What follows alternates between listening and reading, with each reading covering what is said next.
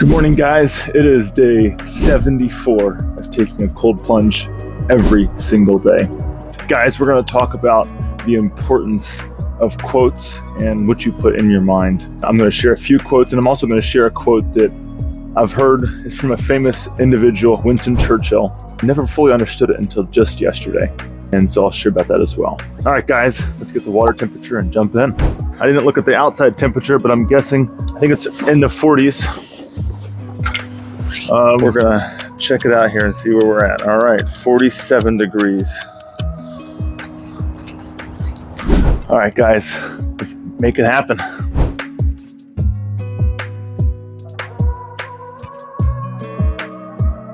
Guys, your mind is one of your most powerful assets. That's why Benjamin Franklin said, an investment in knowledge pays the biggest dividends. But it's more important than that. It's more important than just education, because what you feed your mind, what you put in, is what you get out. And what you get out is what you believe. And I think that's the power and importance of what you're putting in. And I think that's the power of these quotes. Is essentially, as I'm reading them, I'm reflecting and beginning to change my opinions on different things and seeing things differently. And then I think it enables belief as well. I think that's the power of it. Action plus information changes people. I think that's what's going on right now. So I'm on day 74. And the incredible thing about this process is that it's not just physical, right? There's a mental component of hearing from other great leaders that have accomplished and didn't stop short. They accomplished the mission. It's just incredible. And so essentially what you feed your mind, you begin to believe.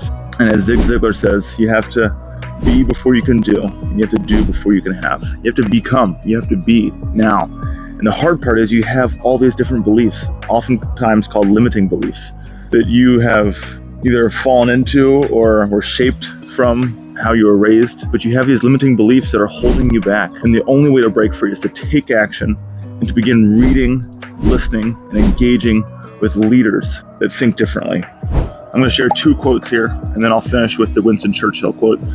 The greatest revolution of our generation is the discovery that human beings, by changing their inner attitudes of their minds, can change the outer aspects of their lives. And this is William James, American philosopher. And I think that's so true. Here's another quote, and this quote I've loved for years. It's a beautiful quote from a beautiful person. Strength does not come from physical capacity. It comes from an indomitable will. That is Mahatma Gandhi. Yeah, I mean, if you know anything about him, he was not incredible in size. He wasn't a massive wrestler or bodybuilder, and yet he brought about a massive change for his country and generation.